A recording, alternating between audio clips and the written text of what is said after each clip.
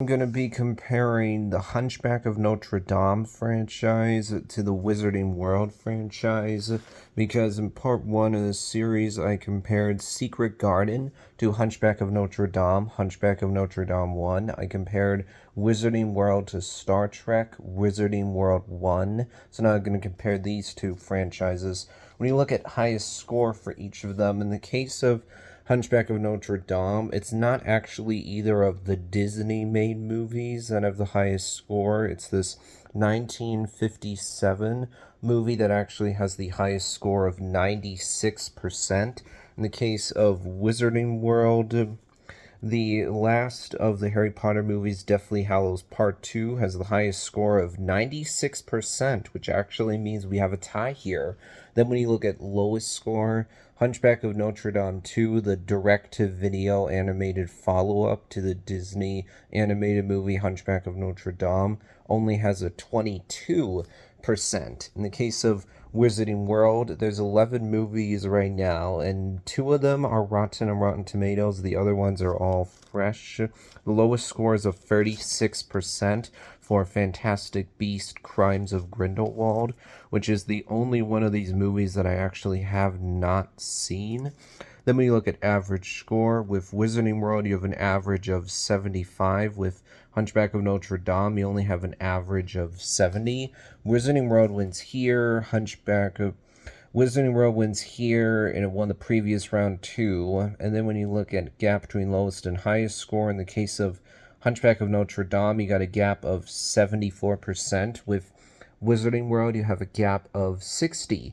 Wizarding World wins here, meaning it has won 3 of the rounds, while the first round was a tie. So Wizarding World is going to win no matter what. And this one's very easy for me. I'm, without hesitation, going to choose Wizarding World. Why is that? Well, for one, I've seen all these movies except one of them. In the case of Hunchback of Notre Dame, the only ones I've seen are the 2 Disney animated movies. Also, I have a lot of nostalgia for Wizarding World because I've read all the Harry Potter books. I've read them multiple times. In fact, I still have most of them in my room, actually. I'm gonna get them here so I can show you them on camera. Got Goblet of Fire here, the Order of the Phoenix right here. Got Sorcerer's Stone, Deathly Hallows, Half-Blood Prince, and let's see, do I have any of the others on my bookshelf? No, I'm pretty sure I have the other Harry Potter books, but I don't have any of the others on my bookshelf right now. On top of the fact that I've read the Harry Potter books, I actually saw Fantastic Beasts and Where to Find Them in theaters with my dad. In fact, me and him actually read the first Harry Potter book, Sorcerer's Stone, together. I think we may have read all of Chamber of Secrets, or maybe we just read part of it. I don't remember 100%.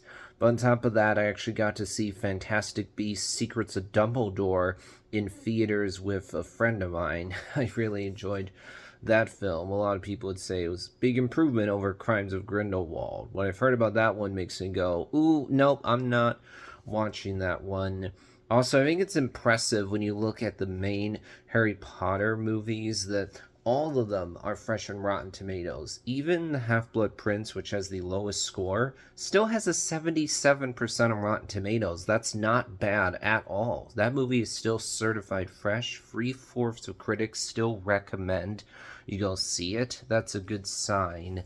Now, when it comes to the 2 Hunchback of Notre Dame movies that I actually have watched, honestly, I'm surprised that Disney put out the movie Hunchback of Notre Dame because while there are lighthearted moments with the gargoyles, and you could definitely say that there shouldn't be the gargoyles in the movie because that interrupts from the serious nature of this story. For the most part, this is a frankly pretty somber movie. It's a heavier story than what Disney usually does.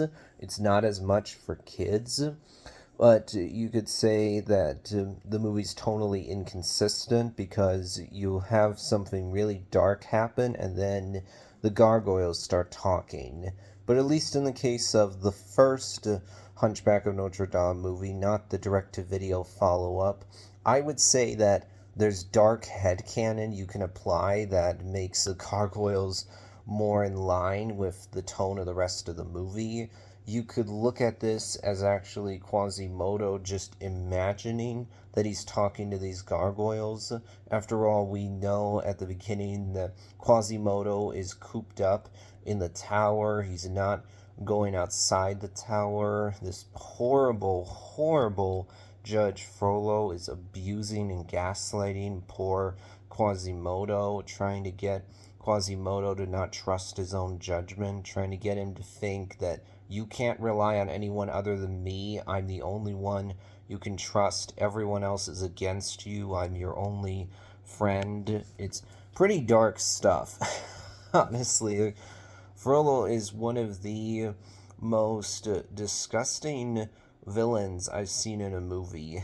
So with Quasimodo being in this bad of a situation, you could look at this as Quasimodo frankly going crazy due to being so lonely, and as a result of that, he's imagining in his mind that these gargoyles come to life and talk to him. It's a way to cope with the pain that comes with the way that he's being treated, the fact that he's being cooped up in this tower. Once you get into the direct-to-video follow-up, it doesn't work anymore because Quasimodo's not stuck in the tower anymore. Frollo's not around.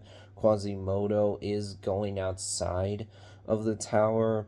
Overall, I had a good time with Hunchback of Notre Dame 2. Admittedly, yes, you do have the liar revealed cliche that's in many animated movies. It's in Over the Hedge, Mulan, How to Train Your Dragon, along with quite a good amount of other films. Well, Mulan 2 actually is another example.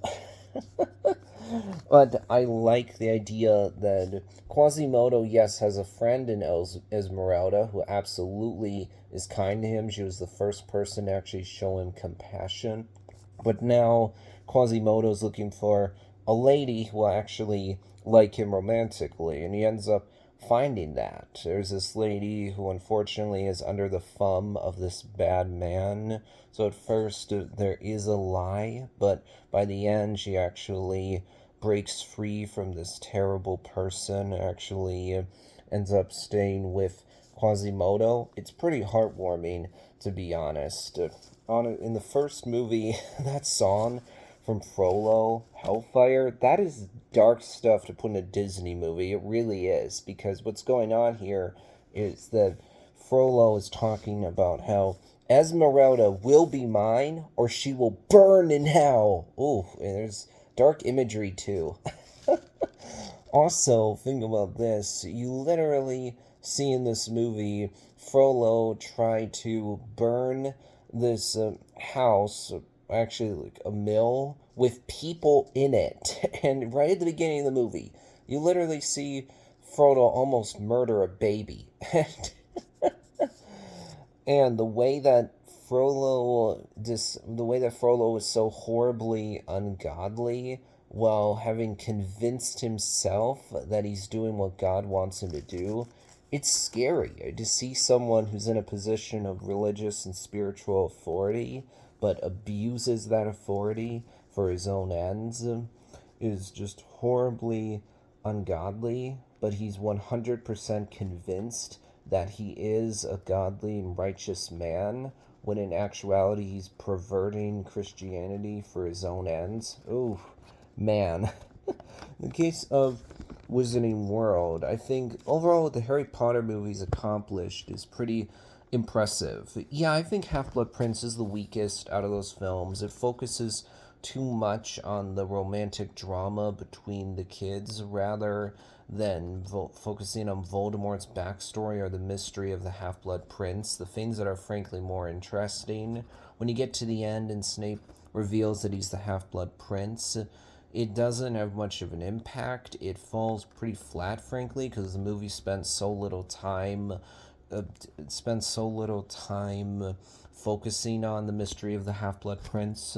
Also, in general, I think that Snape is done better in the movies, frankly, than he is in the books. When you read the books, you're like, ooh, Severus Snape, you are a jerk. I really, really dislike you. And frankly, it makes it harder to actually feel sympathy for him when you learn his backstory, because the books just go so much more into Snape being bitter, cynical, mean spirited. The books make it so much more obvious that Snape hates anyone who's not in Slytherin. He's so much more overt with his disdain for anyone not in Slytherin. The way that he treats students like Neville is just really bad. And we see that Neville is so scared of Snape. His Bogart is Severus Snape, even though his parents were tortured to the point of insanity by Death Eater. Wow. And also, the books just go so much more into Snape being bitter and spiteful, and thus makes it harder to really feel sympathy for him. But because in the movies, Snape's jerkiness, his bitterness and spitefulness is really toned down, his character is a lot more subtle. There's a lot less scenes of him just being a bully. It means that it hits harder when you learn Snape's backstory. In fact, I like how in Prisoner of Azkaban, there's a subtle moment where Snape is about to chew the kids out, but then as soon as he sees this werewolf, what does he actually do? He shields the kids with himself. It's a nice way to make Snape a bit more likable than in the books.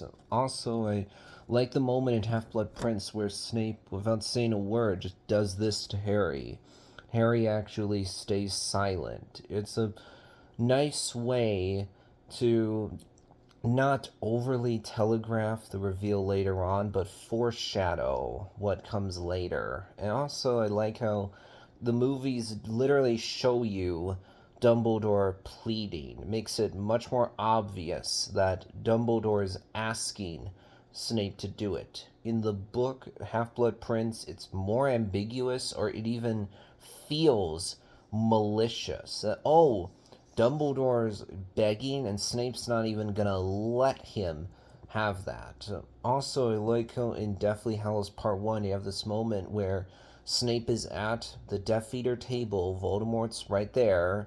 There's this teacher that is pleading for Snape to actually help her, but Snape cannot help her, otherwise his cover is blown. And without needing to make it too obvious, you realize what's going on with Snape. You realize the heartache that he's going through without Alan Rickman having to use overt gestures. Just simply zooming in on Snape's face makes it so you get the heartache that Snape is going through that no one else at the table would ever pick up on. And also, I like how Order of the Phoenix takes the longest book, makes it into the shortest movie. I mean, sure, when you get to the end, Dumbledore's explanation is very brief. In the movie, it doesn't last long at all. As someone who's read the book, is that a bit disappointing? Yeah, but I think that overall, the Order of the Phoenix movie does a good job of giving you the Cliff Notes version of this story. It knew the things that were the most important and has those in there. Cuts out the stuff that works better in a book than it would in a movie. If you tried to make a 100% faithful adaptation of Order of the Phoenix, you'd get a 4-hour long movie. Don't get me wrong, people like me, big Harry Potter fans, would sit through that. I would watch a 4-hour Harry Potter movie, but the fact is, more casual fans, average moviegoers, they're not going to sit through 4-hour long Harry Potter movies. So that would be more niche. It wouldn't be as accessible to a broader audience, and thus probably wouldn't make as much money. So you get why they cut a lot out. I mean, yeah, Deathly Hallows Part 1 does suffer from being a Part 1, but Deathly Hallows Part 2 is a fantastic payoff, and I've enjoyed 2 out of 3 of the Fantastic Beast films. Admittedly, I do think that overall, one of the big things the Fantastic Beast franchise has struggled with is knowing whether or not it wants to be quirky, fun story about Newt tracking down his Fantastic Beast, or a much more serious story about the battle against Grindelwald. You can feel that tension throughout the whole trilogy. And also, one of the big things that made the Harry Potter movies work, I would say, is just the wonder of seeing Hogwarts, of going to the magical world. Especially early on, you have that whimsical, playful nature to these movies that makes them a lot of fun. But in the Fantastic Beast films, the fun isn't really there anymore, to be honest, because we go so much more into showing that the wizarding world is actually really dangerous. There's a lot of corruption. There's a lot of bad stuff going on. In the first Fantastic Beasts movie, you have the more fun, lighthearted moments of Newt trying to track down his magical creatures, and then our main characters are put on death row. And it's like, this got much, much darker very quickly. In Fantastic Beast Secrets of Dumbledore, considering what happens to an animal early on, that's pretty dark, and if what we learn about politics, it just makes it so you don't want to explore the wizarding world. You don't really want to spend time in here because you're like, wow, this world is actually very dangerous. Like, it's scary how easily things can be manipulated, how much corruption there really is. So it takes away from the wonder, the magic, the awe of the wizarding world. But overall, I definitely would easily say I prefer the Wizarding World franchise. However, that'll wrap things up for this video.